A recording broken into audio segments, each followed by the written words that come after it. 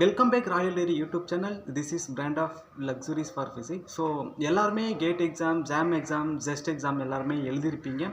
So உங்களுடைய எக்ஸாமுடைய experience எப்படி இருந்துச்சு என்றது எல்லாமே நம்ம கமெண்ட் செக்ஷனில் நீங்கள் கமெண்ட் பண்ணுங்கள்.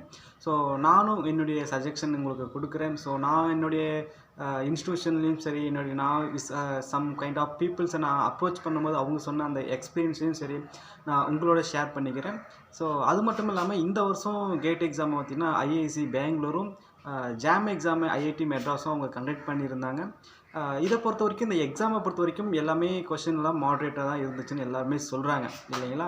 ஸோ அப்படி இருக்கும்போது இந்த டைம் உங்களுடைய எக்ஸ்பெக்டட் கட் ஆஃப்னு பார்த்தீங்கன்னா ஒரு மேக்ஸிமம் ஒரு 30 to 35 வரலான்னு எதிர்பார்க்கப்படுகிறது. ஸோ அதுக்கான கீ ஆன்சர், ரெஸ்பான்சிபிலிட்டி ஷீட்ஸ் எல்லாமே கொடுத்துருக்காங்க. நீங்கள் அந்த அஃபிஷியல் வெப்சைட்டை நீங்கள் செக் பண்ணி டவுன்லோட் பண்ணுங்கள்.